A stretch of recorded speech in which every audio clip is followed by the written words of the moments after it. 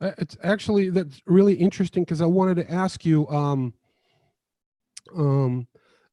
we know of many countries with really friendly regulations. We know of Malta, we know of Gibraltar, Switzerland, Liechtenstein, many other. And I was wondering if you could, if maybe Arnoldus and Graham could talk about what's so great about the UK jurisdiction. I mean, uh, could you specify what's so really moving about that location, especially prior to Brexit?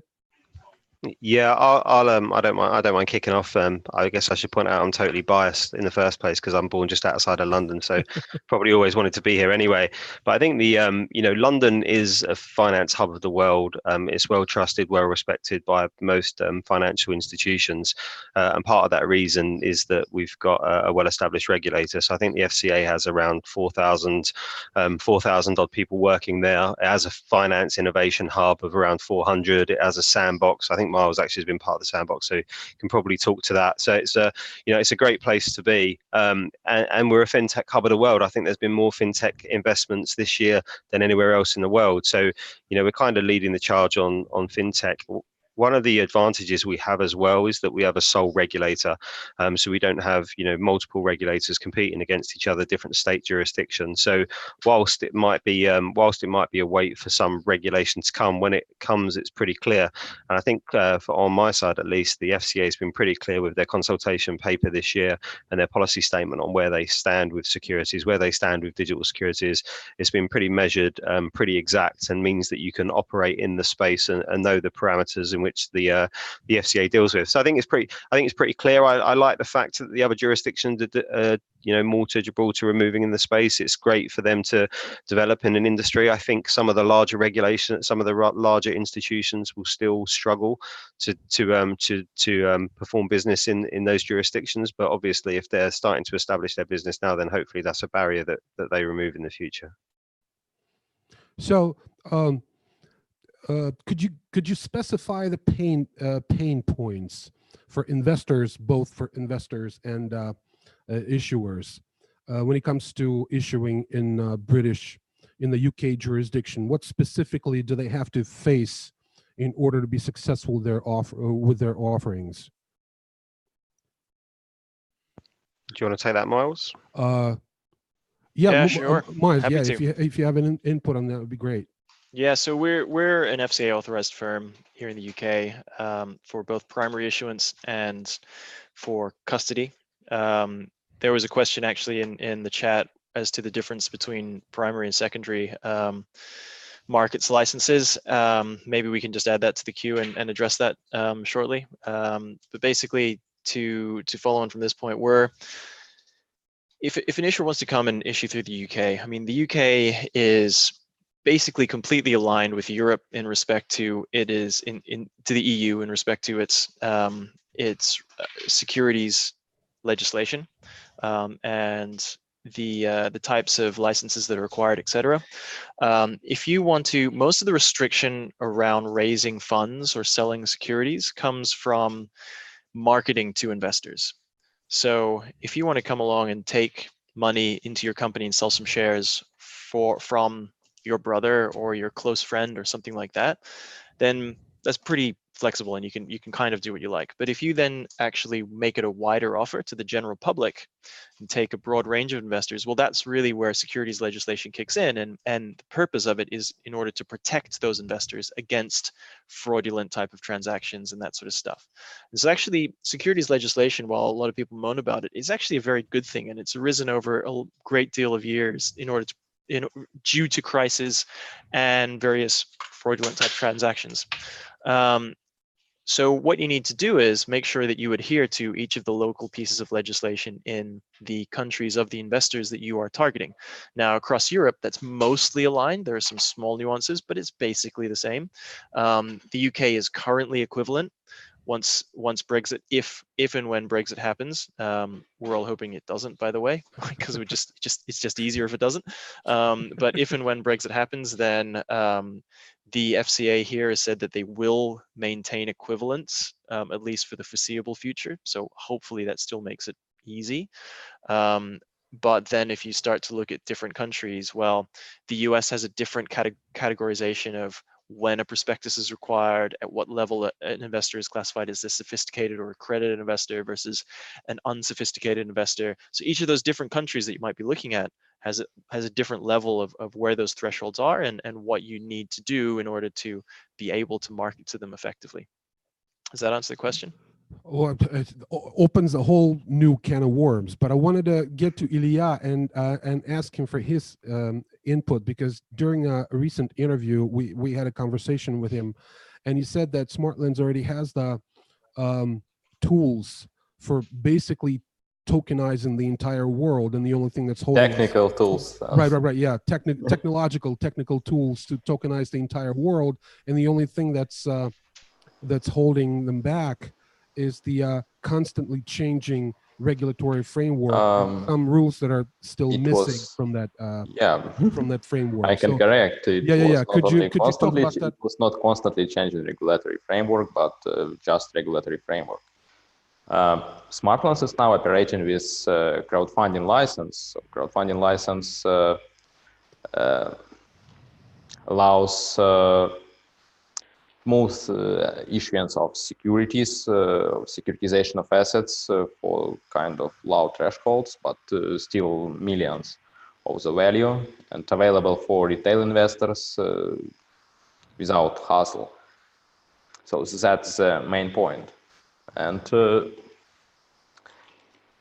this regulation, we can see that we actually selected UK regulation because it's also quite easy to sell these securities for investors worldwide. That actually allows liquidity and borderless transactions for securities between the world, like cryptocurrency, of course with all the compliance, with all the regulation measures.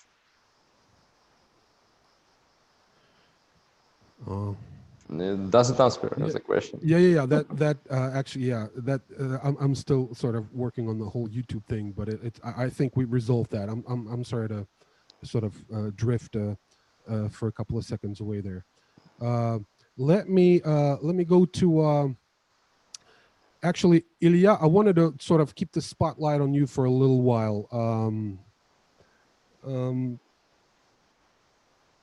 Do you think that security tokens as a concept, a technological concept, is specifically designed for some, if I can put it this way, financial markets demographic, whether it's institution, whether it's retail investors, whether it's issuers or asset owners, or it's like a universal tool that'll help the entire space? I hope I make sense there with my question, because that's something that's been our vision that security tokens are mostly universal tool. Of course, it's like maybe one of the first classes of assets that allows actually retail investors to invest, but we just unlocking these asset classes for retail investors. We are not focusing on them. And for institutional level investors, for family offices, for cryptocurrency, for digital token funds, there is still a value, and a large value. So we unlocking security tokens allows unlocking liquidity, also borderless transactions, like quick change of ownership. So it's a universal tool. So as a universal tool, let me shake you up just a little bit, because I read an article today, and it sort of kind of alerted me to one unpleasant fact, that about 30% of everything that's on the Ethereum network is basically run on Amazon Web Service, which puts a hex on the whole decentralization thing. Do you foresee anything like that happening? I know you guys are on Stellar, so do you foresee anything like that happening for Stellar, or these are two completely, absolutely different ball games? We have our own view on these things, and I also mentioned in the interview that we did quite a large job to actually select the blockchain. And if we talk about the bigger picture, actually the thing is that decentralization for security tokens is a kind of utopia, because security tokens are linked to the real world assets, and for all the compliance matters, for all the transactions, there is required a solid connection with the real world, with KYC data, with regulation rules. If there is a court decision needs to be executed, and blockchain smart contracts must know about this court decision. It's a connection with real world. On the blockchain side, we can make a security token as a smart contract on Ethereum. Smart contract by nature is decentralized, but there is no other way to actually fetch this real world data other than to make an oracle. And Oracle is by nature centralized service. So, okay. Could I jump in there? Sure, yes. Sure, absolutely. So our view on this at GlobaCap is pretty strong in the respect of we have securities which have formed over the course of the last 400 years. In fact, several thousand if you go back to the Babylonians who traded rice contracts, wheat contracts. But let's say the last 400 years, and legislation is built up around the world around that concept in a very robust, strong way. My view personally, and GlobaCap's view, is we don't need to change that. What tokenization is for us is that it is a new, more efficient mechanism by which this information is shared and distributed. So if you look at it, for example, if you have a share register of a company in a really old school format, let's go back quite a few years, then you've got a piece of paper in a book, and that's a ledger that you record things in. Skip forward a little bit, you've got Lotus Notes, then Microsoft Excel, a database, an SQL database, and then suddenly we now have the ability to have this database effectively shared and build in additional intelligent features with it that can auto execute certain legal documents or whatever else we want to build into those smart contracts. Now that's really cool, but ultimately it's just a new version of an automated security which already existed, but now we're taking people away, we're taking paper away, we're taking individual machines away, we're tying them all together, we're making sure that all the data is shared correctly and efficiently, we're allowing those instruments to be transferred instantaneously with assets reconciled instantaneously. This brings a huge layer of efficiency gain to the existing financial markets.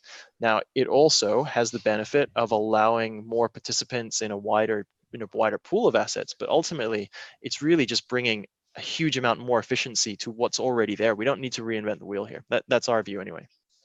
Well, speaking of transferring assets, yeah, I wanted to talk a little bit about this, the so-called secondary market. And we have a perfect candidate for that conversation here, Graham. So if I understood Miles correctly, we already have the set of rules for transferring assets, and all we need is some technical solutions for successful transfer of those assets, of those brand new representations of those assets on the secondary market that we're calling well, we're calling those assets security tokens, and we're calling the secondary market security token exchange, something that you're very familiar with. Can you sort of unveil the whole thing for us? About the whole thing, I think Miles. Well, as much of it as possible. Miles has articulated the point well, and it's kind of one of our underlying beliefs really is that these are just securities. It's useful for people to understand them, to call them digital securities or security tokens, but fundamentally what you're buying is representation of something which is traditionally a security. All that's changed here is the underlying technology. So from a secondary market point of view, it operates exactly like you'd expect a traditional secondary market. One of the reasons we chose Aquis as our MTF matching engine, they do about 5% of all European volume in the traditional world, and there's no reason their matching engine isn't suitable for digital securities. So it may be possible to host it on the blockchain in the future, but for now, that's that's a suitable one for the digital securities. I think where Miles touched on an interesting point as well is in terms of the efficiency gains that this brings.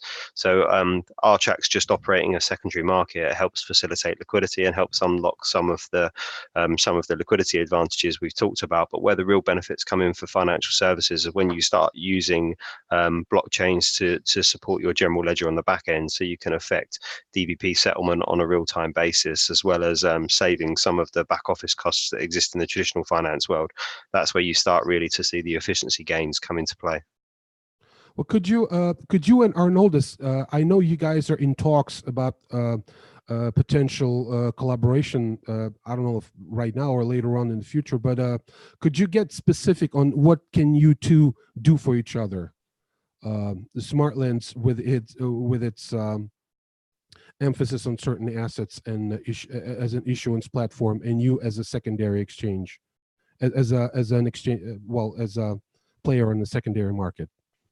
So yeah, it all starts from the issuance, I think, right? So we are the blood. Exactly. Could you like run a point on an actual issuance campaign for me? So you have an asset. What are you guys going to do to put it on the secondary market and let retail investors really enjoy the heck out of it? Yeah. So I think we are the blood of the secondary market. If there is no primary market, so not trade, right? So first of all, we have to issue and tokenize the assets, and then we can list on Archaks on our partner exchange.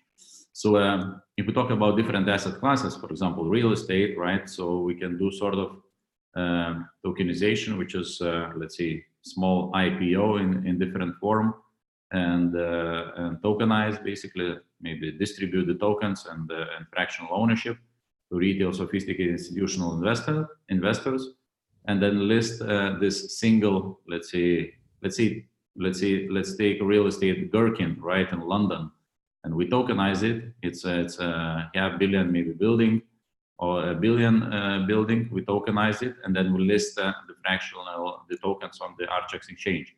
And then the institutional players, sophisticated players, and the customers of Archaks can go and basically buy it on secondary market this fractional ownership of that particular building.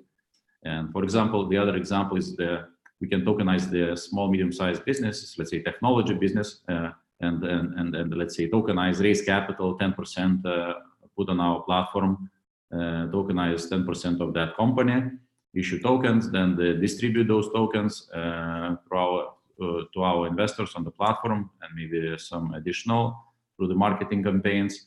And then once these investors acquire those tokens in that, let's say, fundraising round, then those tokens can be listed on Archaks exchange, and then they can basically sell on the secondary market and trade these tokens. So that's approach maybe to sort of IPO. Some of the small, medium-sized business will never do the IPO because it will be too costly, and maybe they will not reach business for IPO. So tokenization tool, we can tokenize, we can distribute some share, raise some capital, and then we can basically list on the Archaks exchange, and then basically the traders, the participants of the exchange can then have the basically exposure to the, let's say, the asset classes that we are tokenizing.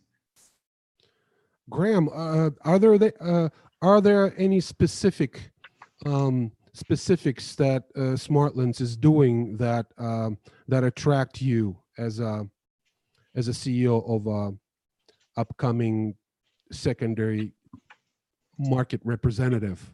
Something that really like the type of assets that they're tokenizing, or just the way they do business, or like you have well, yeah, let's stop at that. Sure. Yeah. I guess first, because someone mentioned it in the chat as well, just not a legal or regulatory definition, but just a little bit of a difference between primary market and secondary market, as someone explained it to me the other day, and kind of helped to clear up the definition. In being primary, where the shares get taken from the company and issued out to third parties, and the secondary market is where those third parties can then trade in the shares. So the primary being the initial issuance from the company. So Arnoldos is right. On the primary issuance side, issuers will go to tokenization companies like Globacap, Securitize, or whoever they may be, and create the tokens. And if someone wants to make an investment in a company, that's fine. But if they want to have liquidity, then hopefully they'll come to a secondary market like Archax. And we're no different from any other secondary market. So we'll have our own admittance rules. So we'll do due diligence on the companies, also on the smart contracts themselves, work out which platforms they're on. So hopefully they're an improved counterparty like Globacap, which will make them more accessible. And then there's the whole lifetime management of those tokens as well. So on a simple level, Archax is facilitating the trading in the secondary market, and we're really a custodian for all of our participants. Whereas someone like Miles will be running the issuance throughout the lifetime from the moment it's initially created, through all of the corporate actions, the shareholder management, and they're all important steps, and they're some of the ways that we work together. In terms of Smartland specifically, I think most of the issuances we see coming into the market at the moment seem to be focusing around property, and I can go into some of the details on that, but I think it's because property is an asset class which lends itself quite favourably to tokenization.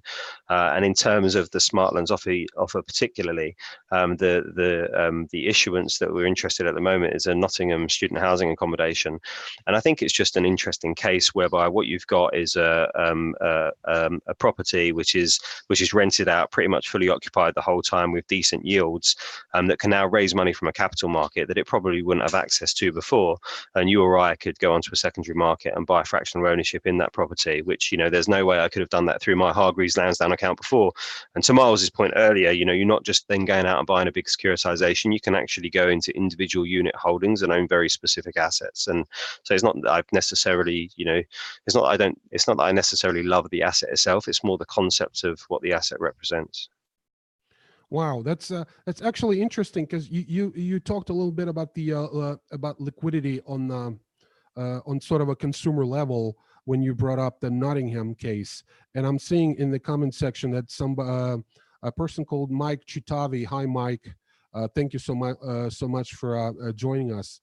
I think in the beginning we haven't really covered the actual unlocking of the liquidity premium. So Mike asked us to go back to that a little bit, and I think you just did. On the consumer level, this was really sort of really clear for anyone who's interested. So that's basically it, as far as I can tell. That's what's called unlocking the liquidity premium, creating conditions for anyone on the marketplace to take advantage of premium liquidity that lies within that underlies a tokenized investment project. Yeah, I think liquidity premium can mean different things to different people. So facilitating liquidity on our secondary market is definitely true. The way that I like to think of liquidity premium, and hopefully it goes some way to answer Mike's question and also Carlos's question as well, is that any issuer that has an issuance on our exchange will have reporting requirements. So it'll have basic reporting requirements around financial statements, any transitions of the executives of the company, for example, as you'd expect in any real listed company, but also with the assets that we're looking to list on our market, there'll be very specific transparency requirements. So for example, let's say you take a private equity fund or a hedge fund and you tokenize it, then obviously that has an independently calculated NAV available to investors in the traditional world. That sort of information about the portfolio needs to be published to the secondary market to enable true price discovery. So I think that point around price discovery is what a secondary market can bring, and that in some respects is what I think of as how you unlock the liquidity premium. What is the price that someone's willing to trade when there's a secondary market versus when there's not? So I totally agree with Graham. Just to elaborate that slightly further, if you look at large cap markets, you look at big public equity markets, and if you look at, for example, if there's a stock which is in the FTSE, which is just outside the FTSE 100, it's in the FTSE 250 right now, and then it has some growth in its market cap, and then it gets included in the FTSE 100.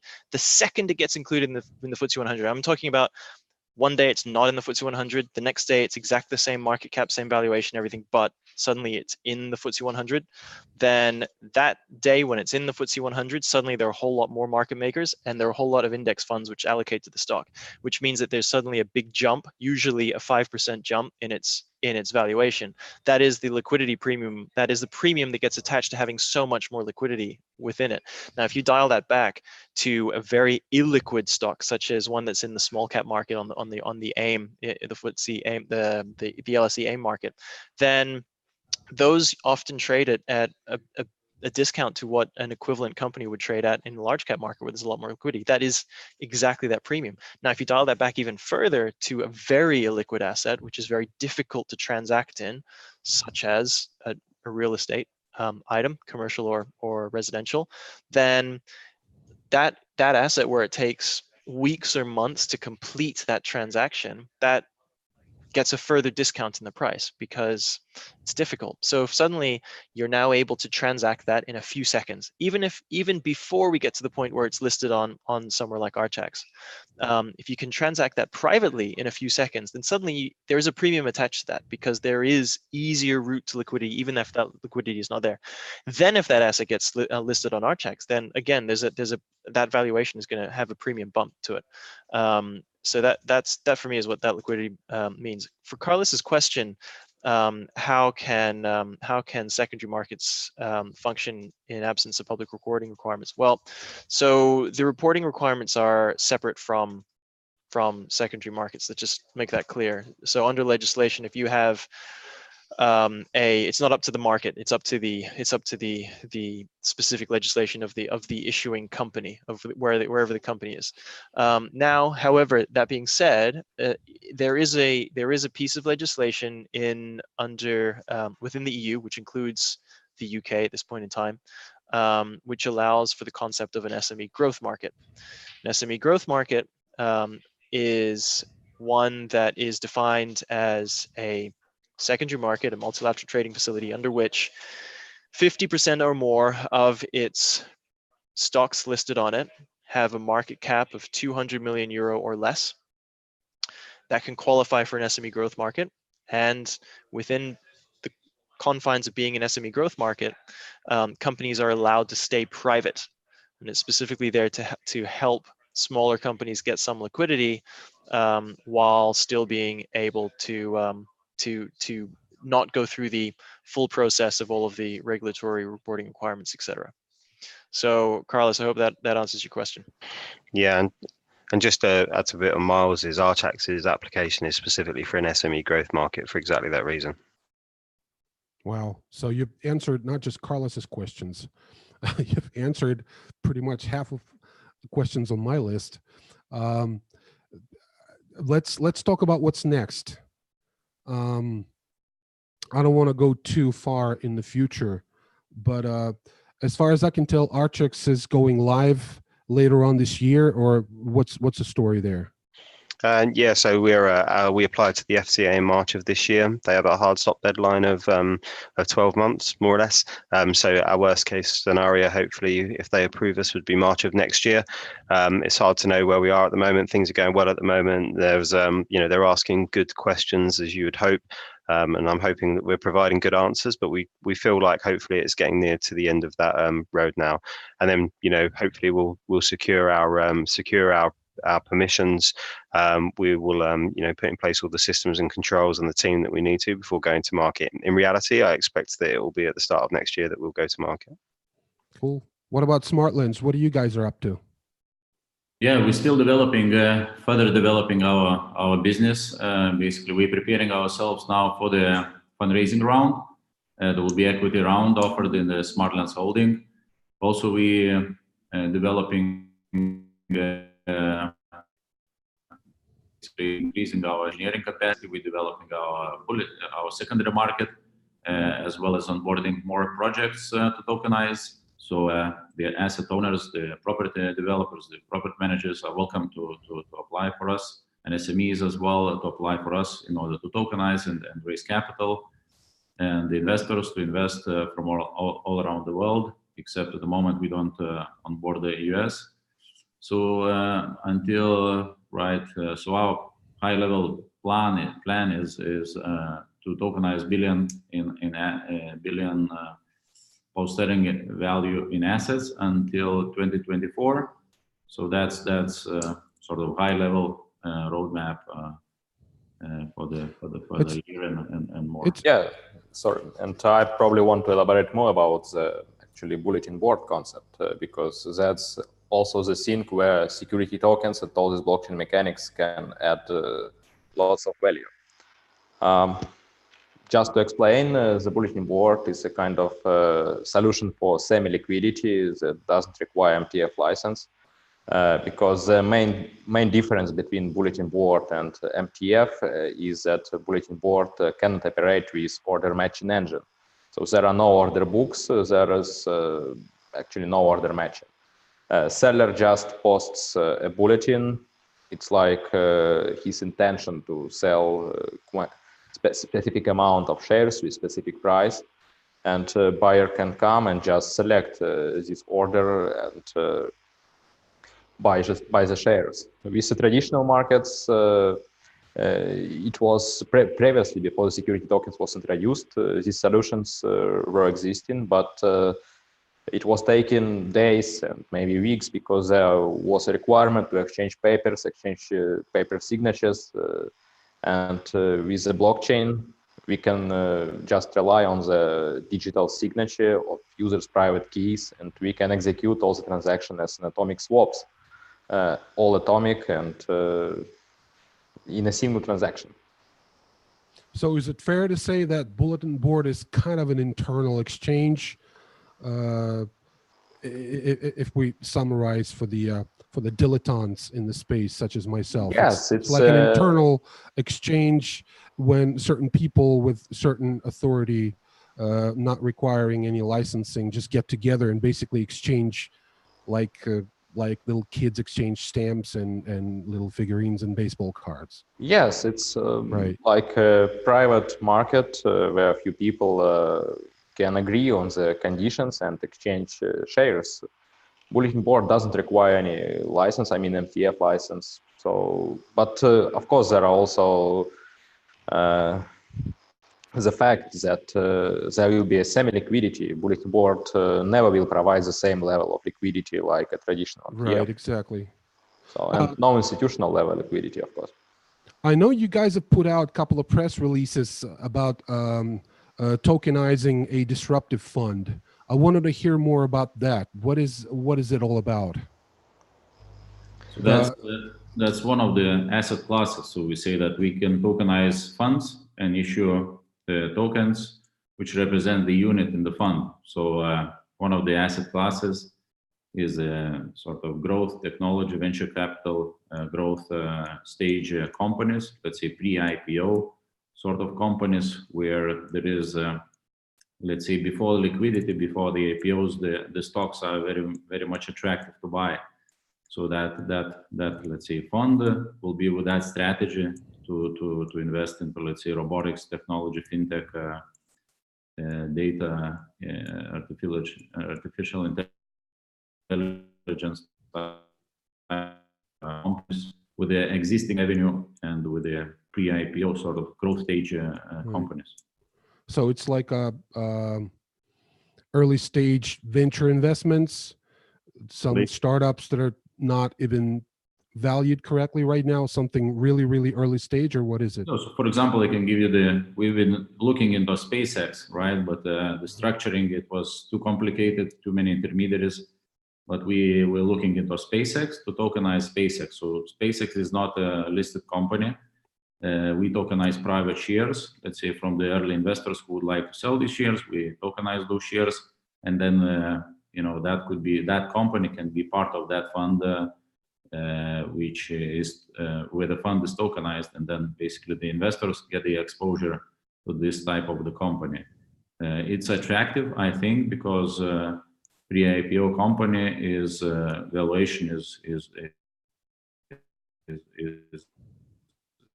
lower, I think, and once the SpaceX is listed on the and IPO is done, so the valuation can be double, 2x, 3x, or it can stay at the same price. But there is this, let's say, the potential there which is kind of attractive, I think. Yeah. Wow, this is really kind of cool. Yeah, I was going to go to Miles. What are you up to? What are you guys at Global Cap doing? Sure. So we, as Graham mentioned earlier, we were in the FCA sandbox last year, regulatory sandbox, during which we tokenized our own equity structure, used ourselves as the guinea pig.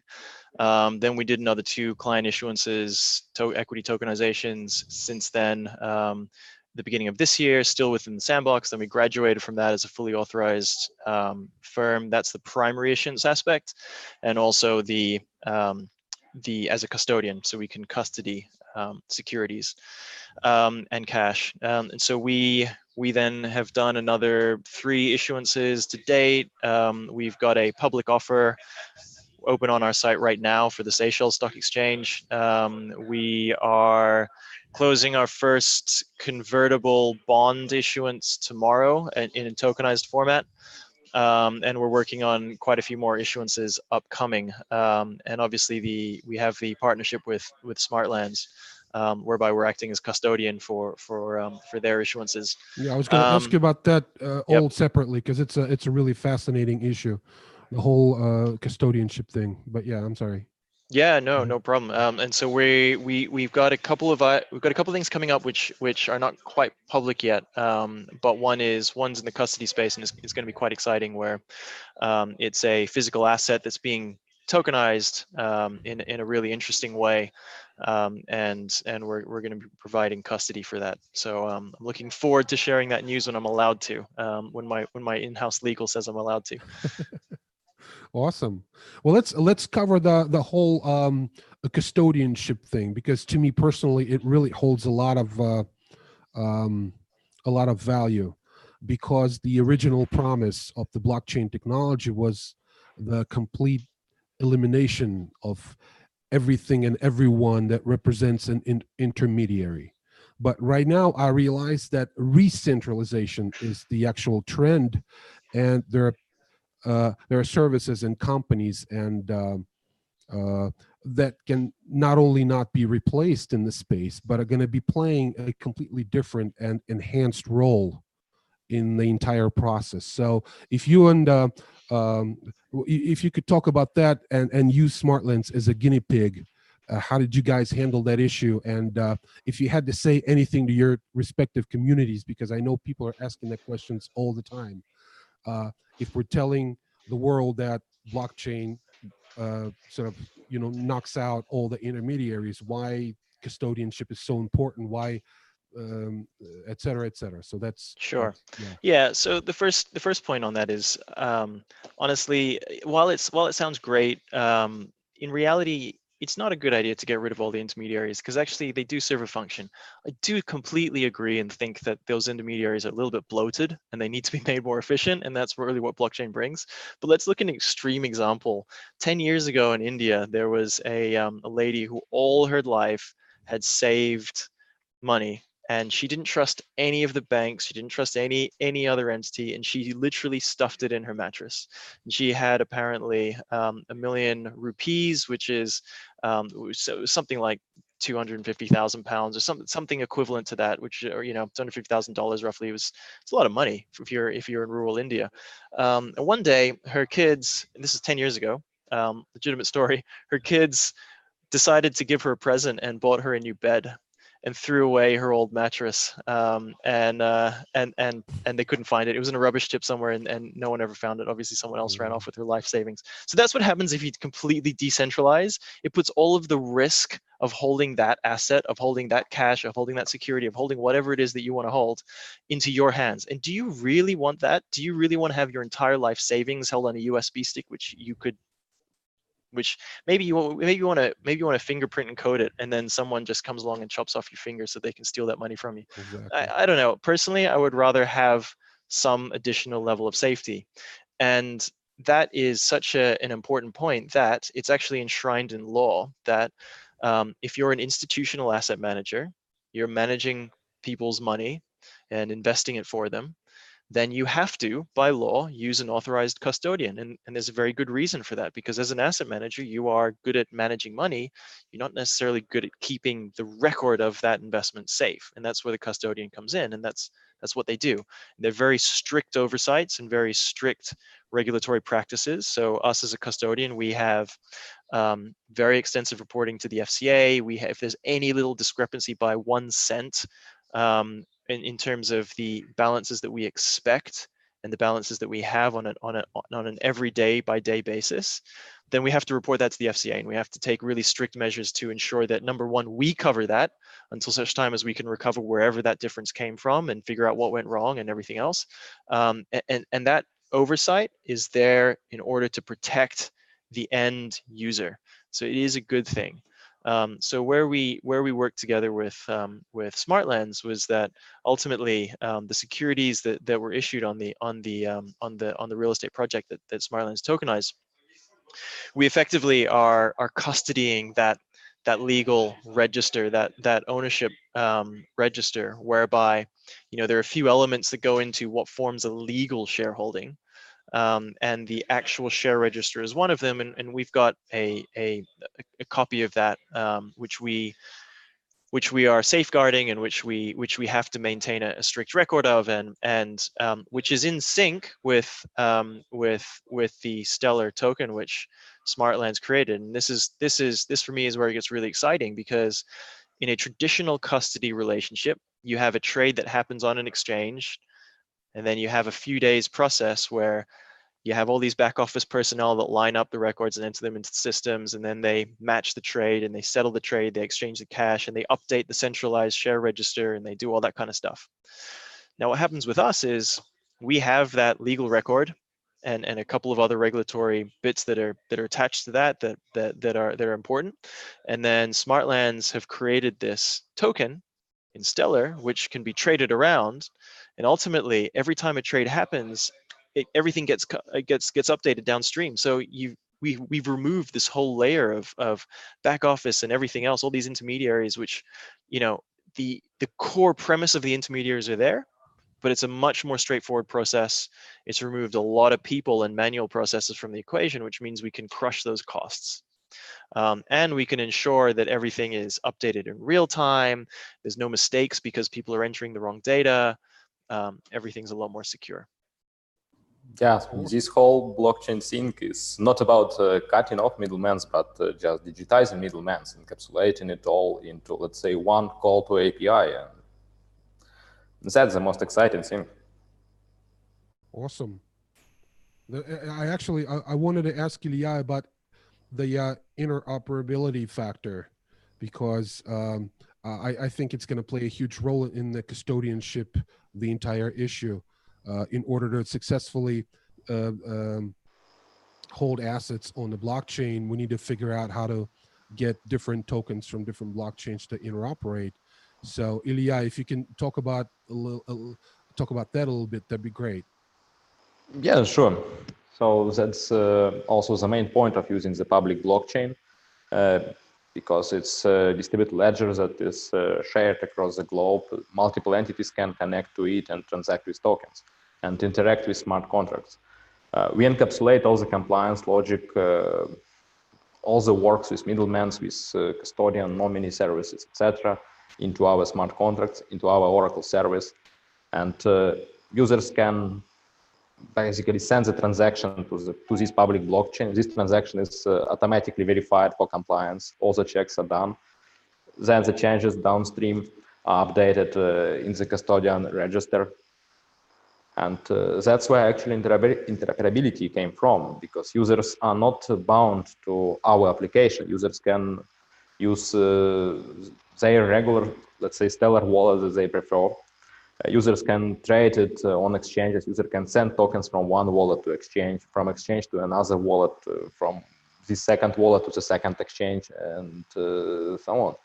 Users are not bound to our platform, our application.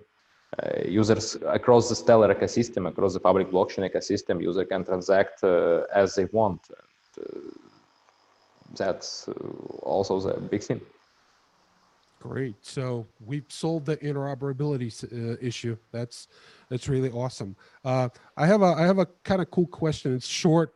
If we plan, if everyone on this webinar is planning to go to Japan, as in extend their business interests in Japan, what do you think, guys? Is Japan an attractive jurisdiction? I'll jump in first. Yeah, look, we're we have a lot of ground to capture in Europe first. But that being said, we think personally, I view that Southeast Asia is really interesting. South America is really interesting because there's a lot of big markets there. The US is a little bit tricky because there are a whole ton of different regulators, and there are a lot of competitors as well. Japan is an interesting market because it's a big market. That being said, it's a market that requires very strong amount of localized knowledge. So I think if we were to go into Japan, we would do it with a partner in some way, a local Japanese partner. It's not something that we're actively looking at, but if that question is because there is someone who has a business there that's interested in partnering some way, well, happy to explore that. What about Smartlands? Oh, I'm sorry. Oh no, but personally, I just, in terms of Asia generally, I feel Asia is interesting because Asia is so big and so diverse. And having grown up and spent quite a bit of time in Asia, Southeast Asia as a region is really interesting in its own right, and there's a lot of compatibility there. Japan is a very different market. China is a very different market. India is a very different market. Yeah. What about Smartlands? Do you guys plan on looking for assets to tokenize in Japan? Yes. So from business development point of view, we launched a program, and probably our community and our stakeholders know about this. So it's we have a joint venture program and we have ambassador program. So we have basically interest, I think, from many countries. We're working, we're basically developing the relationships, but as Miles said, probably the best entry to, let's say, Japan is through a local partnership. And we have one actual project, which is a real estate-based amusement park, where it's also a fintech company. They would like to basically to tokenize commercial property in that amusement park. So we've been talking for a couple of months already, and potentially that could be a sort of project in Japan, but let's say through our UK legal framework. Down the line, the guys want to do this because they want to learn and they want to be the first to tokenize, let's say, in the space of tokenization. So they're sort of pioneers, what they say they want to test. It's not about the business, but they would like to test. So potentially this company could be our, let's say, JV, because if we talk about Japan at the moment, regulation is not there yet. It's not developed. Only Bitcoin is legal, but in terms of security tokens, the regulation is not there in Japan. But they are looking into this. I think they are developing what I was told, but it's not legal yet. So that approach, let's say, through the partner organization project, and then later on through the JV basically model, where we share, let's say, 50-50, the JV, Smartlands JV in Japan, could be the approach, let's say, to that country. Cool. So you're doing it through the local ambassadors. That's kind of cool. I wanted to ask Graham. So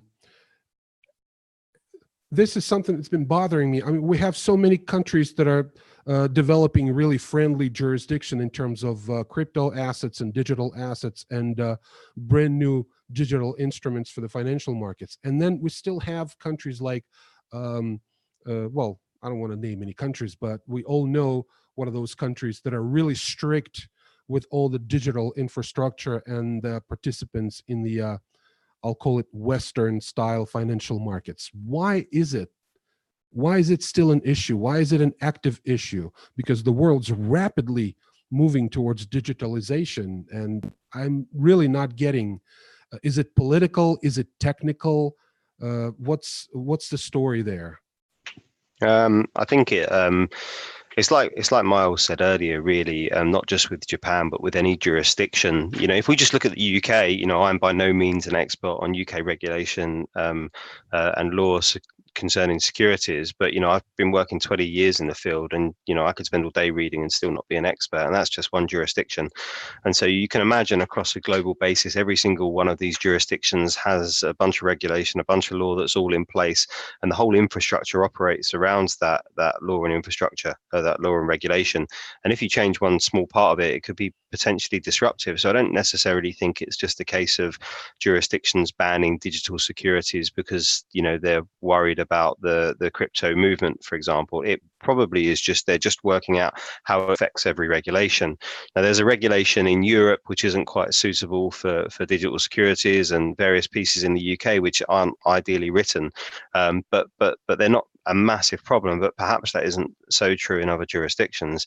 I think from what we've seen, if you really want to create a global market, which we do, then you need to have a good understanding of all of these laws and regulations. And it's pretty, to Miles's point, it's pretty much impossible unless you have expert partners. So I don't, you know, I would like us to be a global platform. The only way that's ever achieved is by working with local experts.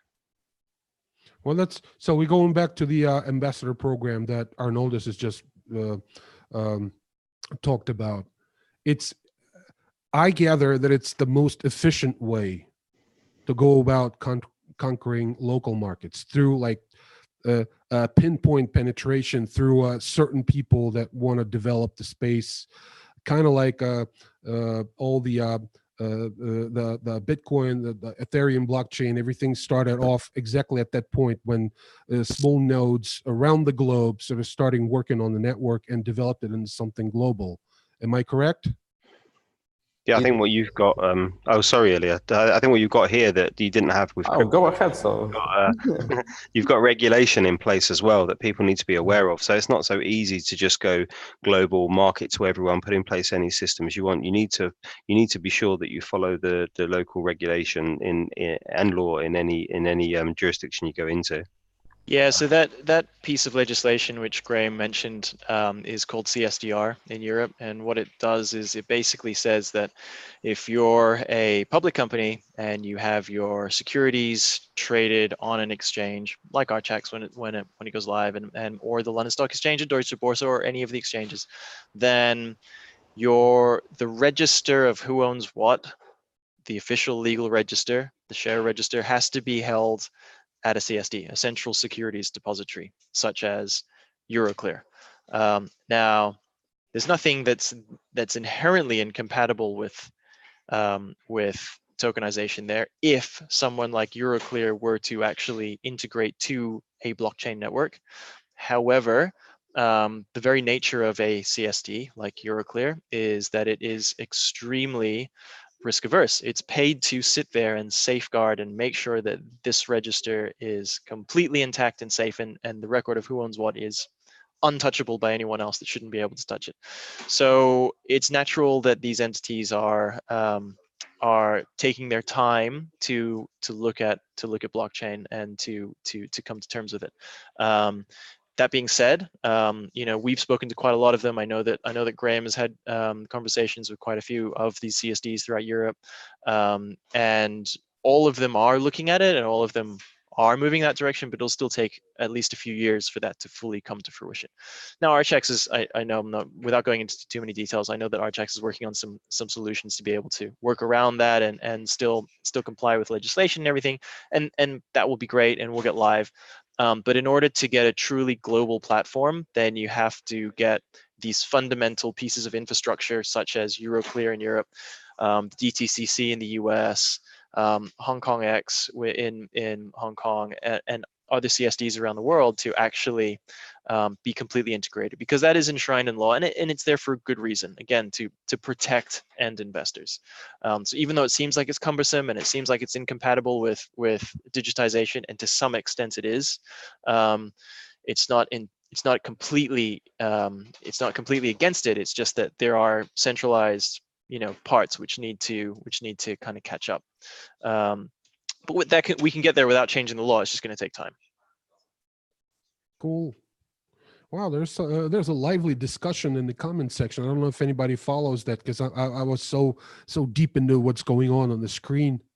There's like a lot of people are asking really meaningful questions, and I'm just I think Simon Barnaby from Archex is really doing an awesome job answering some of them. That's really cool. Yeah, so I wanted to talk about the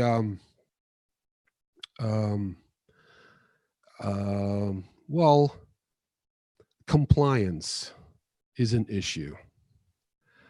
I know it's an issue because I used to work with people who are now close to going to jail. It was 2 years ago, water under the bridge. But I know that automated compliance is one of the beauty parts of everything that you guys do. So, and I know it's not that it's extremely important right now. It's the only thing that really makes everything that you do legal and perfectly legal and perfect on the market. So I wanted to talk about how exactly does that work. Miles just talked about different jurisdictions and how complicated it is to go with every one of them and remain legal, both in Hong Kong and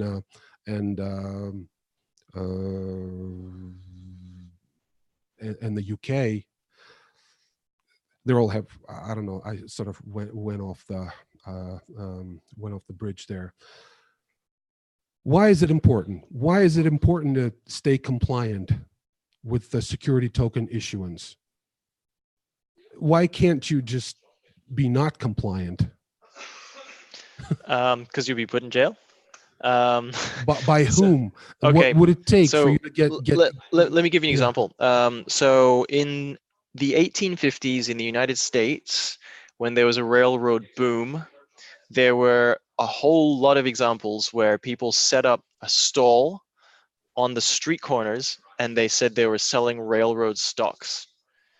And people were so excited by this that they just handed over money literally on the street, and then those people obviously disappeared with the money never to be seen again. Right. That actually was outright fraud. That's happened a lot of times in a lot of different scenarios. If you skip forward to the 1920s, there was gross mis-selling of credit-related products for people to invest in the stock market, and it was that specifically that was attributed to the stock market boom and later crash and the Great Depression, which was the main trigger of the Great Depression. That led to the formation of the SEC, and the whole purpose of the SEC was to stop this kind of activity, was to make sure that this kind of fraud doesn't happen, was to make sure that when investors do invest in securities of any kind, they understand what those securities are and they understand the risks that are associated with those securities. That's the core purpose of securities legislation. So if you now just want to come along and go, hey, look, I'm selling, instead of selling shares of my company, I'm going to sell a security token, even though it's actually pretty much the same thing. And I'm just going to call it a security token, and I'm not going to comply with any of this existing legislation that's built up over hundreds of years and has plenty of good reason for it. And I'm just going to sell it and market it to whoever I like, and I'm not going to educate them on the risks, and I'm not going to comply with any local jurisdiction. Then the regulator is going to come along and say, well, hang on a minute, this legislation that we've got here it's there for good reason. And if your investors invest, if those investors hand over money to you, and then you haven't done the appropriate disclosures and you lose money or you go out of business because you're a startup and hey, guess what, 98% of startups go out of business, then, and your investors lose money, well, do they really understand what they're investing in? And this is exactly what the legislation is supposed to be there for. So the whole point of being compliant is to make sure that you're appropriately selling your investable products to people that understand the risks in the right way, disclosing with the right kind of documentation, everything else. That's one side. The other side of compliance is making sure that you're not money laundering. So people that shouldn't be, that drug sellers, etc., cartels, don't come along and launder their money into your investment products. That's the flip side of the other side that the company has to be aware of and making sure that they're doing. So both of those elements are important, and both of those are what comes into overall being called compliance. So I'm guessing every one of you guys wants to do business in the US in some way. So I know there are all kinds of SEC regulations that reg this, that reg that, but what does it take to run a compliant security token offering in the US for a UK registered company? Is it possible at all? Do any of you have any experience with that from the compliance standpoint, from the issuance standpoint? We've looked at it. That's not something. So the US is quite a unique jurisdiction because in most countries around the world, us as a UK authorized company and Smartlands as a UK authorized company can represent companies that are either in the UK or elsewhere. It depends on the country that the company is in. The US specifically, if Smartlands or if they're going to come to us or to Smartlands, then they would. It depends on the specific type of asset, but generally with the US,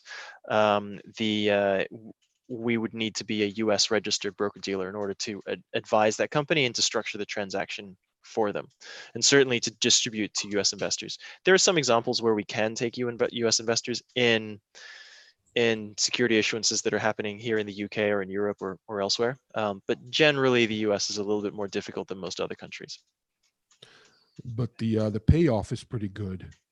Well, yeah, but the payoff in other countries is pretty good too. I mean, the US has got a population of 350 million. Europe's got a population of 500 million. When you count broader Europe, I mean, people don't think of it that way because Europe's very fragmented. But in reality, Europe as a whole it's a big place. Okay, so let's go back to the future. Wow, so we're actually an hour and a half, almost an hour and a half on the air. That's wild. Time flies when you actually talk about things that you're really interested in. But let's go, let's talk about the future of this whole thing. I wanted to get everyone to voice their deepest concerns and brightest hopes for everything this space can bring us. The issuers, the asset owners, the investors, people who are actually truly vested in everything that goes on with the security token space, people who want to get some side income, the retail investors and the institutions, everything. So 3 years from now, can we do 3 years from now? Is it too far? Is it too close, Ilya? What do you think? I think what are we looking at? Yeah, we at Smartlands are looking for more development, more security tokens, broader adoption, more offices, etc. So it's all about development of the product. It's all about development of the ecosystem. First we develop the product and then we develop ecosystem around the product.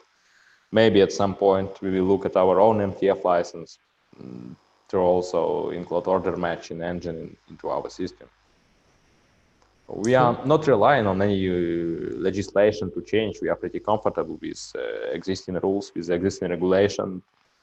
And I completely agree with what Miles said. So all this regulation, all this compliance matters are here because of the reason. And we must protect our investors. That's the main point, and very good point.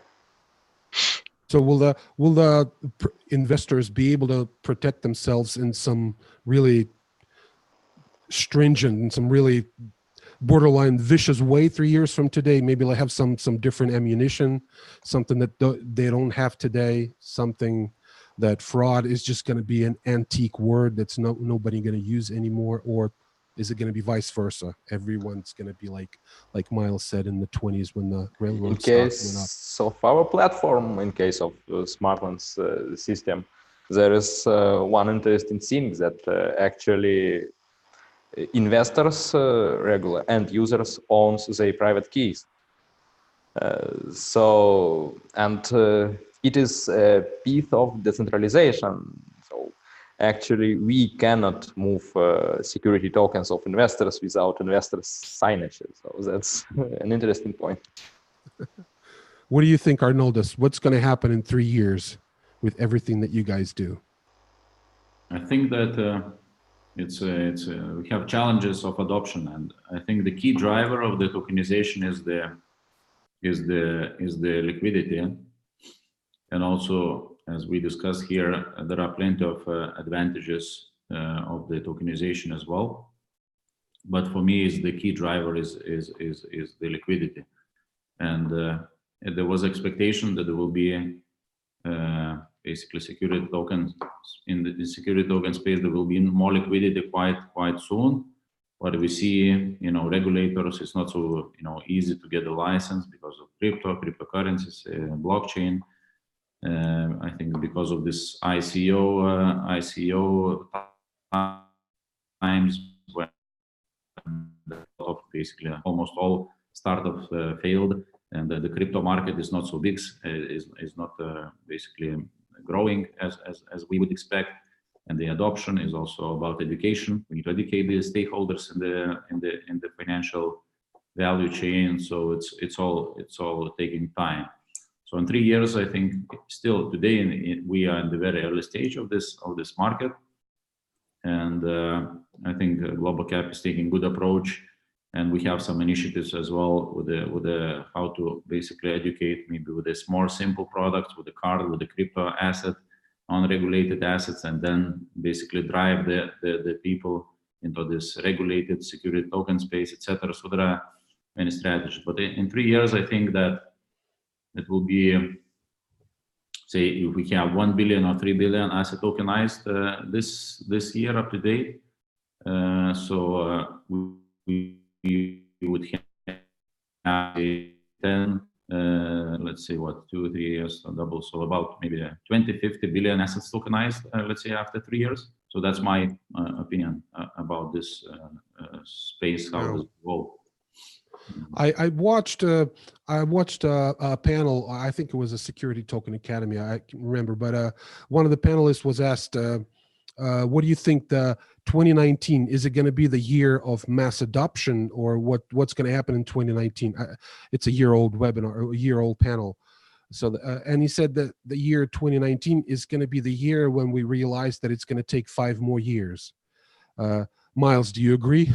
Yeah, things always take a lot longer than people expect it's going to take. Case in point, .com bubble, massive bubble in the late 90s. Everyone thought that's it, it's going to change the world. It has changed the world, but it took 15, 20 years longer than people expected to change the world. I think this is going to be quicker than that. Well, I hope so. But I do think that we are eventually heading to that point. 3 years, I think there's not a lot of change. We are going to absolutely see a lot more issuances, and I hope we can see the kind of numbers that Arnoldus is talking about. That would be great. And that's certainly what we're working together with them for, and partnering and moving forward with. I would say though that the longer term picture, when we get to the point where, if we skip forward to the 10-year cycle, that's where I think it gets really, really exciting. And what I mean by that is we can start to look at not just your traditional assets being tokenized and being tokenized instead of the traditional format, but all of these new assets which otherwise wouldn't be individually tokenized. For example, let's take all of Uber's fleet, all of Uber's car fleet, and tokenize every single individual asset, and allow a single car driver who decides that they want to work much harder and they want to work 7 days a week so that they can buy a better home for their family, let them forward sell their revenue from their specific vehicle. And that, when what tokenization does is it allows us to actually do that, because before, up until the advent of blockchain, actually it was not really possible with existing technology to be able to do it at that granular level. It was just too much of a complex oversight and overhead to be able to do. Whereas now we can do that. That's really exciting. And then you can have the ability to create these investment portfolios which comprise all of these different kind of assets. And yes, maybe I'm jumping the gun here, but then we can actually have trading algorithms which go through and intelligently pick up all of these tiny little assets to create a risk portfolio for investors at a level which so much better matches the kind of risk that an investor wants to take versus what they could do before. There's so much opportunity here, which is really exciting. Cool.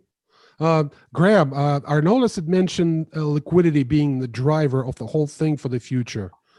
Since you're the liquidity guy, I don't know about that. Sorry, I was laughing away there because Miles started off quite conservative, but by the end was getting super passionate about the whole space.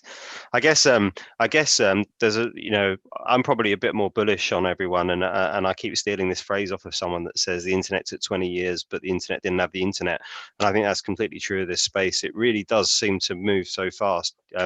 We've been at this nearly a year and a half now. I know Miles and the team have been at it longer, and the speed at which it changes, the speed that there's new entrants and innovation in the space is huge.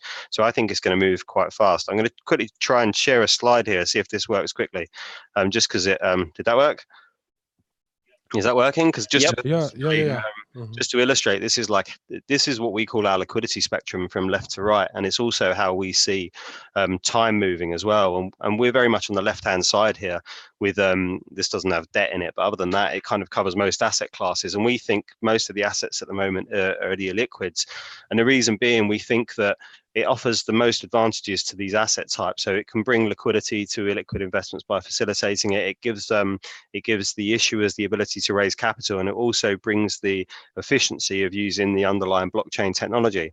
And as we move on along time, we'll start seeing semi-liquid assets like monthly redemption hedge funds, assets that were already listed on SME markets like AIM, Next, start to move to tokenization, not because they need a liquidity market, because maybe they've already got it, but they can go to raise more capital from other jurisdictions.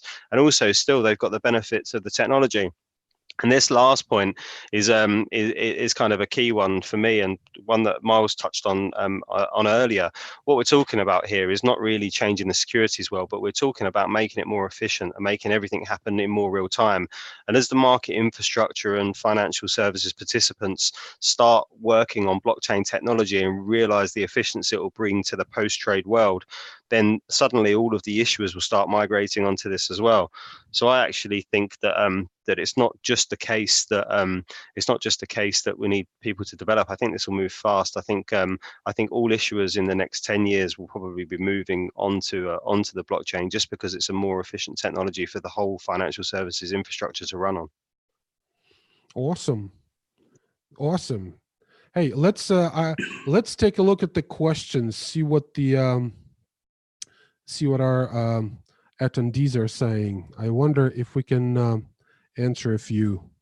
There's actually quite a few people that are actually really active on the message board. We need smart Libra. Yeah, that's a good one. We haven't covered the subject of a global currency that all the central bankers really want to bring in as a like the last resort, because everyone realizes that everything they're doing is just wrong, and they're not ready for the next recession. And Libra as an universal currency could actually save the banking world, but then a lot of opinions on that. It's probably, we need to do a whole other webinar on that subject. One thing I can also add to the last question from the chat. In Smartlands, we're actually dreaming to combine multiple jurisdictions for multiple countries in a single ecosystem, in a single product. So user on board once, uploads his documents, pass KYC, basic AML checks, etc., and can seamlessly invest into offerings issued in different jurisdictions. Once he wants to invest in UK-based offering, he basically onboards automatically on the background, onboards in UK issuer by purchase shares, trade them on the secondary market. Once he wants to invest in Asia, maybe offering in Singapore, he also seamlessly onboards with this single identity, not passing KYC twice, just with a single account in a single platform, in a single application, onboards in Asian offering, in an Asian issuer, invest, trade in the secondary market, etc. That's where we are moving forward. Wow. How long do you think that's going to take? I would not put any figures, exact figures, but around 1-2 years, because we are planning to open new offices, we are planning to add more legal frameworks, and it will all be done in a single platform, in a single application. interface. Coolest. Okay, so let's see, 2 more messages.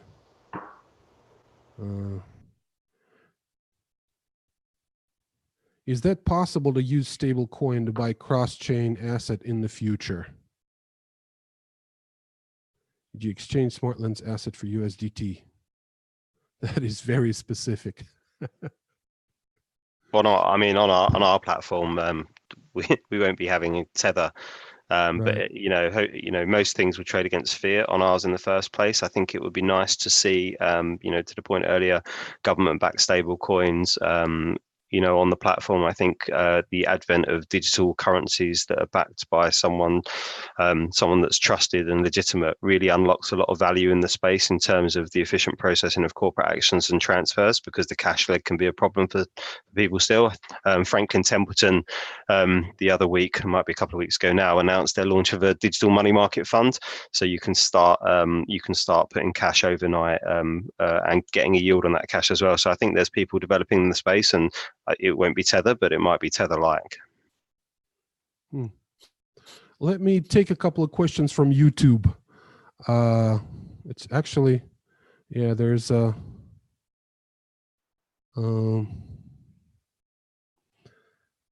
let's see. Hi, Victor. How is funding? All good, only worries I have. You guys enough funding down the road. Hi, Ilya. When will the shares of Smartlands be available?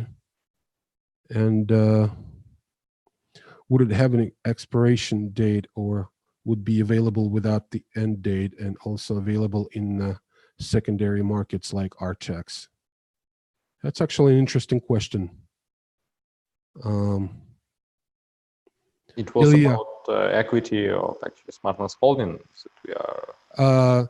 Someone by the name Kirthi Bot wants to know, when will Smartlands shares be available, and will they ever be? I think in the near future, we are not planning to convert our own equity into security token. So it will be more like traditional process with venture capital, with maybe CrowdCube or seeders,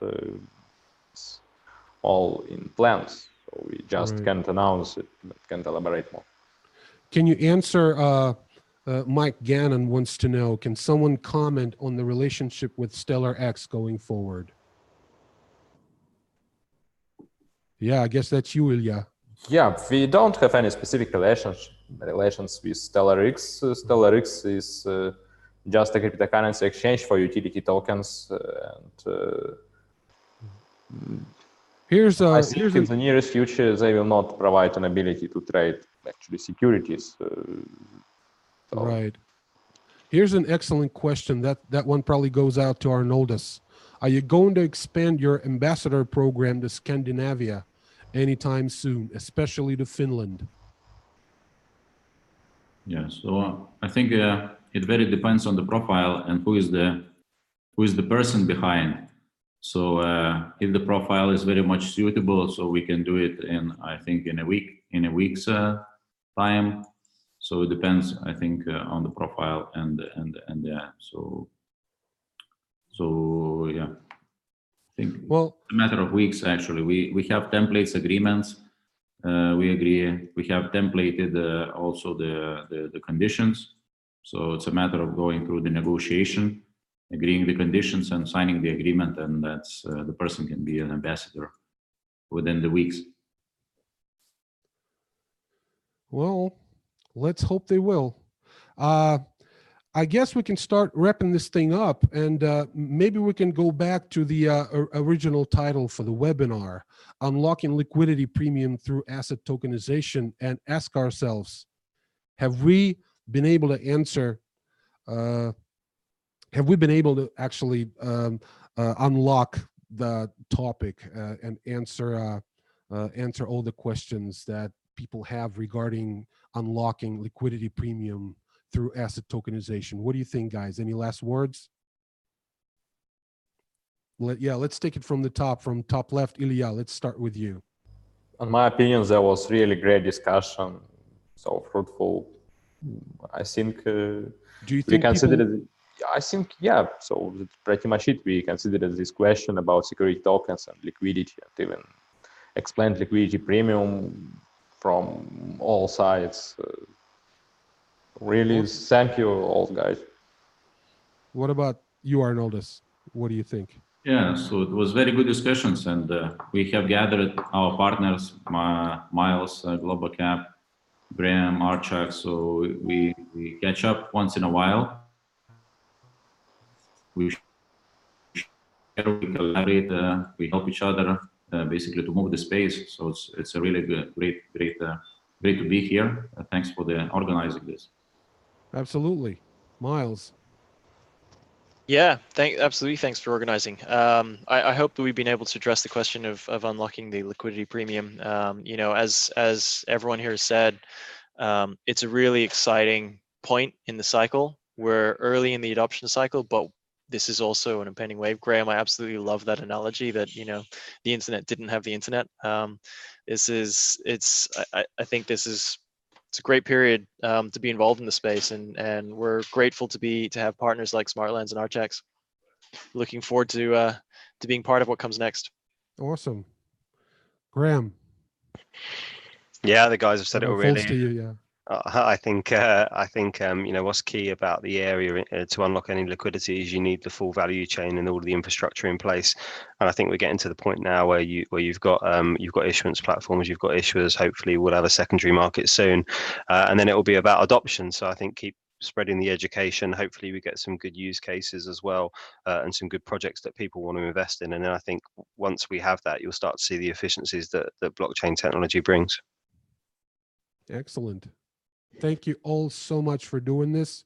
This was really awesome. I've answered a lot of questions of my own today, so it's fair to say that I have a lot more questions. And in fact, I had an idea among the four of you, maybe if we add Max Dillendorf later on and do another webinar, we basically have everyone necessary to do an artificial virtual STO. So we can play sort of a game. We have a custodian, we have a secondary exchange, we have an issuer, we have a tech guy that can move mountains.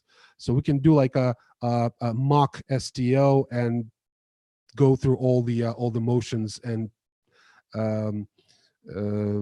tell people how all that is done and what are the milestones that we need to take, et cetera, et cetera. So hopefully we'll do another webinar soon and do that. Well, thank you all. Thanks a lot. Let's wrap this thing up. Cheers. Bye. Thank you. Cheers. Bye-bye. Thank you. Absolutely.